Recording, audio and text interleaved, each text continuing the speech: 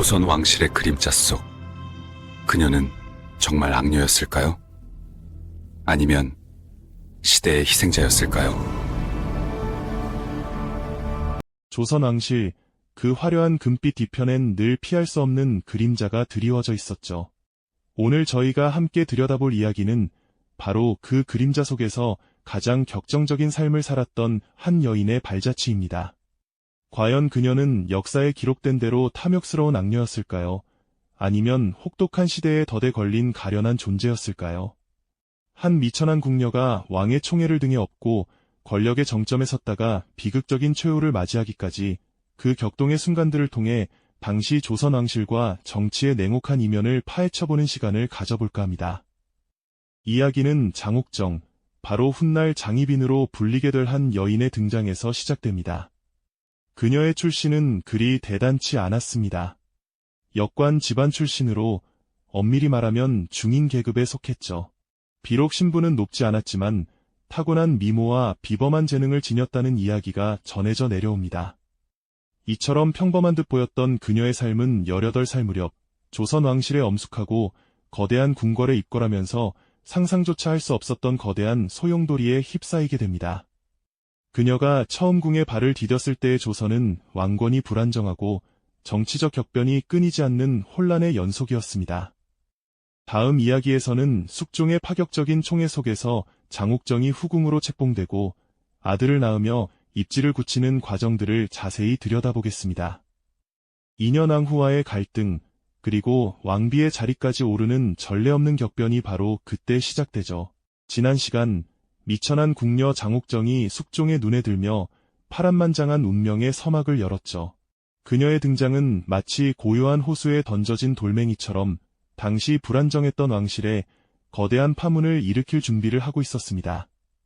왕의 총애가 곧 권력으로 직결되는 냉혹한 궁궐에서 장옥정은 자신의 운명을 스스로 개척하려는 강렬한 의지를 보여줬는데요. 과연 그녀는 어떤 과정을 거쳐 왕의 절대적인 사랑을 얻고 궁궐의 최고 자리까지 오르게 될까요? 숙종의 장옥정에 대한 총애는 그야말로 전례를 찾아보기 힘들 정도로 파격적이었습니다. 왕은 신분 고하를 막론하고 그녀에게 깊이 빠져들었죠. 마치 오랜 갈증에 시달리던 사람이 시원한 샘물을 만난 듯 숙종은 장옥정에게서 그 어떤 것과도 바꿀 수 없는 매력을 발견했던 겁니다. 이러한 왕의 굳건한 마음을 등에 업고 장옥정은 마침내 후궁의 자리에 오르게 됩니다. 궁녀로서 받을 수 있는 최고의 영예 중 하나였죠. 하지만 이것은 시작에 불과했습니다. 그녀의 야망은 단순히 후궁의 지위에 머무르지 않았으니까요. 궁궐에서 후궁의 입지를 다지는 가장 확실한 방법은 바로 왕자를 낳는 것이었습니다. 그리고 장옥정은 숙종과의 사이에서 아들을 낳으며 자신의 존재감을 더욱 확고히 했습니다. 이 아이가 바로 훗날 조선의 제20대 왕이 될 경종이었죠. 왕자를 낳았다는 사실은 장옥정에게 단순한 기쁨을 넘어 정치적으로 엄청난 힘을 실어주었습니다. 이제 그녀는 왕의 총애를 받는 여인일 뿐 아니라 왕실의 대를 이을 중요한 인물을 낳은 어머니가 된 것입니다. 이로써 장옥정의 입지는 흔들림 없는 반석 위에 오르는 듯 보였습니다. 하지만 왕실에 새로운 별이 뜨면 기존의 빛은 그림자를 들이우기 마련이죠. 장옥정의 급부상은 당시 중전이었던 인현왕후에게는 큰 위협이었습니다. 인현왕후는 온화하고 현숙한 성품으로 많은 이들의 존경을 받았지만 후사를 보지 못해 마음고생이 심했죠. 숙종의 마음이 장옥정에게로 향하고 심지어 그녀가 왕자를 낳자 두 여인 사이에는 피할 수 없는 긴장감이 감돌기 시작했습니다. 이는 단순히 두 여인 간의 개인적인 갈등을 넘어 당시 조정의 정치적 대립과도 깊이 연관되어 있었습니다.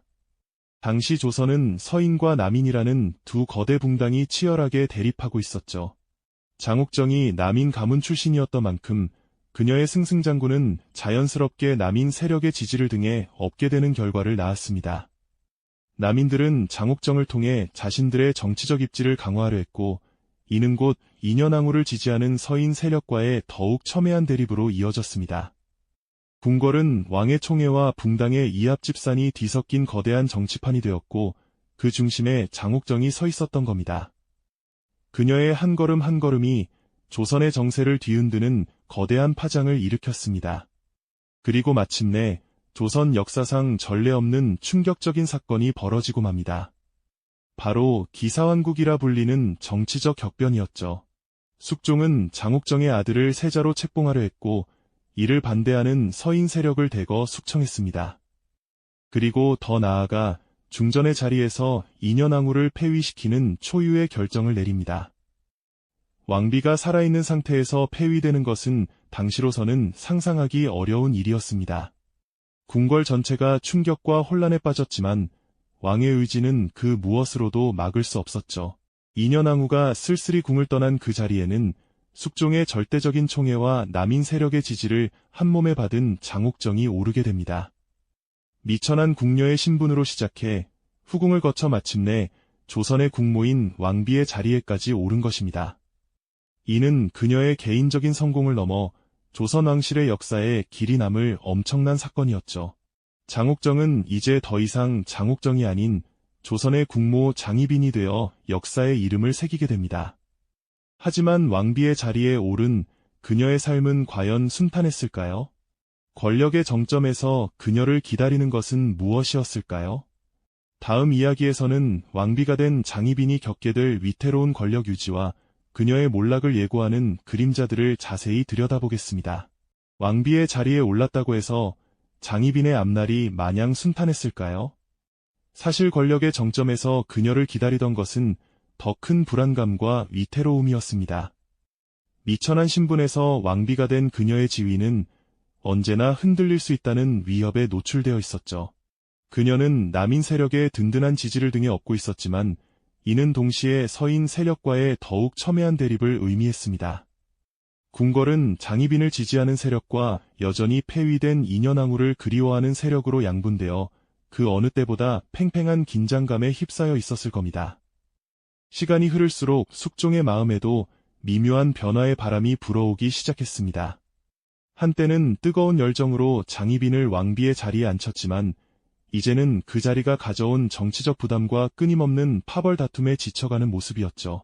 더욱이 폐위된 인현왕후가 궁 밖에서 보여준 덕스럽고 고고한 행보는 오히려 백성들의 연민과 지지를 얻었고 이는 숙종에게도 적지 않은 영향을 주었을 것입니다.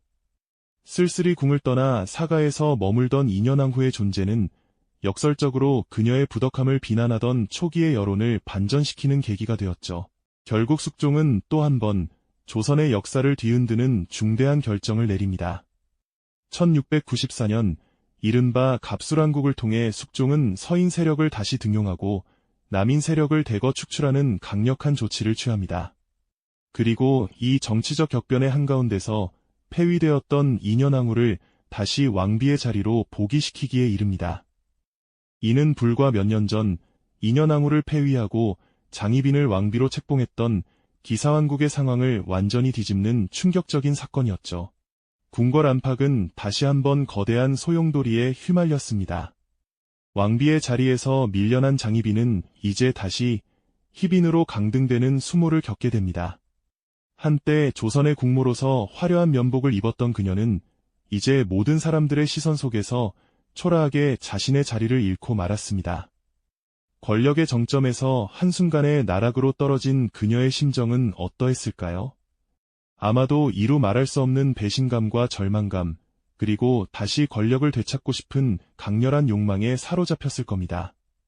궁녀의 신분으로 시작해 왕비의 자리에까지 올랐던 그녀에게 이 모든 것을 잃는다는 것은 곧 자신의 존재 이유를 부정당하는 것과 같았을 테니까요. 권력을 향한 그녀의 욕망은 쉽사리 사그라지지 않았습니다.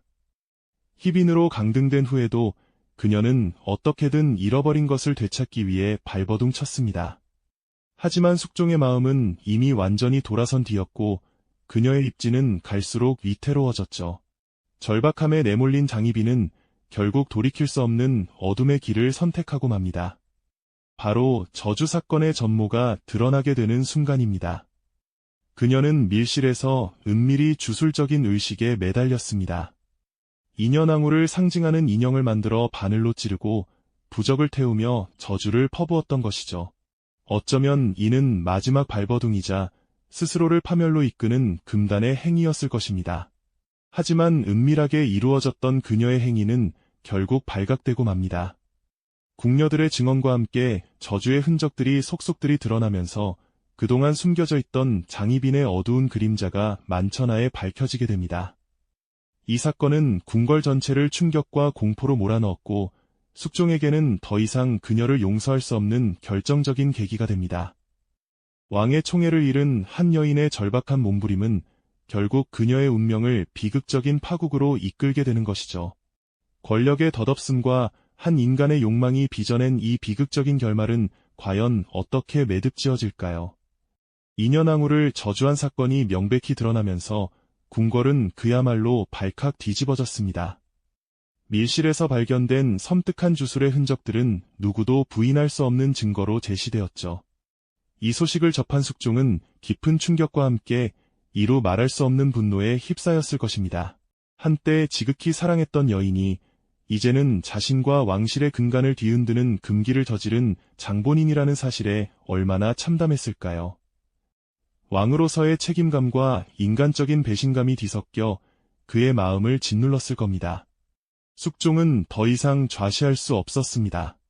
비록 아들의 어머니이자 한때 자신의 유일한 연인이었지만 왕실의 권위와 국본을 지키기 위해서는 단호한 결단을 내려야만 했죠. 저주 사건은 단순히 왕비에 대한 모략을 넘어 왕실의 존엄성을 훼손하고 후궁이 왕비의 자리를 넘보는 전례 없는 폐륜으로 인식되었습니다. 결국 숙종은 장희빈에게 사약을 내리라는 비극적인 명령을 내리게 됩니다. 한때는 모든 것을 가졌던 여인에게 내려진 가장 잔인하고도 엄중한 처벌이었죠. 사약이 내려지던 그 순간 장희빈의 마음은 어떠했을까요? 아마도 그녀의 파란만장했던 삶이 주마등처럼 스쳐 지나갔을 겁니다. 미천한 신분으로 궁궐에 들어와 왕의 총애를 한몸에 받으며 권력의 정점까지 올랐던 영광의 시간들, 그리고 인현왕후를 밀어내고 왕비의 자리에 앉았던 순간의 환희까지도 말이죠. 하지만 그 모든 영화는 한순간의 욕망과 잘못된 선택으로 인해 산산이 부서지고 말았습니다. 핏빛으로 물든 사약 한 잔이 그녀의 모든 것을 끝장내는 비극적인 종착점이 된 것입니다. 이 장희빈 사사 사건은 조선 왕실사에 매우 중대한 전환점이 됩니다. 후궁이 왕비의 자리에 올랐다가 비극적인 최후를 맞이한 전례 없는 이 사건은 이후 왕실에 깊은 교훈을 남겼습니다. 숙종은 다시는 이러한 비극이 반복되지 않도록 법적인 장치를 마련했습니다. 바로 후궁은 왕비가 될 수 없다는 엄격한 왕실법을 제정한 것이죠. 이 법은 조선 후기 왕실의 안정을 도모하고 후궁들의 무분별한 권력 남용을 막기 위한 강력한 방패막이가 되었습니다. 이후 많은 후궁들이 왕의 총애를 받아 아들을 낳았음에도 불구하고 그 누구도 왕비의 자리를 넘볼 수 없었던 것은 바로 이 법 때문이었습니다. 그렇다면 과연 장희빈은 역사에 기록된 대로 희대의 악녀로만 기억되어야 할까요? 아니면 당시 시대가 낳은 비극적인 희생양으로 이해해야 할까요? 물론 그녀의 행동 중에는 비난받아 마땅한 부분이 분명히 존재합니다. 권력을 향한 끝없는 욕망과 타인을 해하려 했던 시도는 어떤 식으로든 정당화될 수 없겠죠. 하지만 그녀의 삶을 조금 더 깊이 들여다보면 남성 중심의 봉건 사회에서 한 여인이 스스로의 존재를 증명하고 살아남기 위해 얼마나 치열하게 발버둥 쳤는지를 엿볼 수 있습니다. 미천한 출신이라는 한계를 극복하고 최고 권력의 자리에 오르기까지 그녀는 끊임없이 투쟁해야 했습니다. 정치 세력의 이해관계에 이용되기도 했고 숙종의 변덕스러운 총애 속에서 늘 불안감에 시달려야 했죠. 어쩌면 그녀의 과도한 욕망은 불안정한 지위와 시대적 한계가 만들어낸 비극적인 부산물이었을지도 모릅니다. 총애를 잃고 나락으로 떨어지는 상황에서 그녀가 선택할 수 있는 길은 극히 제한적이었을 테니까요. 결국 장희빈의 이야기는 단순한 선과 악의 이분법으로 재단하기 어려운 복합적인 인간 드라마를 보여줍니다. 권력의 달콤함과 그 덧없음, 그리고 한 인간이 시대의 경랑 속에서 어떻게 좌절하고 파멸에 이르는지를 생생하게 보여주는 거울과도 같습니다. 우리는 장희빈의 삶을 통해 권력이라는 것이 얼마나 허망한 것인지, 그리고 한 개인의 욕망이 시대적 상황과 맞물려 어떤 비극을 낳을 수 있는지를 깊이 성찰하게 됩니다. 오늘날 우리가 장희빈의 이야기를 통해 얻을 수 있는 통찰은 무엇일까요? 한 여인의 비극적인 삶을 통해 권력의 본질과 인간 욕망의 그림자를 다시 한번 되새겨볼 수 있을 겁니다. 또한 우리가 알고 있는 역사가 과연 얼마나 다양한 시각으로 해석될 수 있는지 그 복합적인 면모를 깨닫는 계기가 될 수도 있겠죠. 다음 시간에는 또 다른 역사 속 인물이나 미스터리를 함께 파헤쳐보는 시간을 가져보겠습니다. 이 영상이 도움이 되셨다면 좋아요와 구독 부탁드립니다. 여러분의 응원이 제게 큰 힘이 됩니다. 다음 영상에서도 더 유용한 정보를 공유하겠습니다. 감사합니다.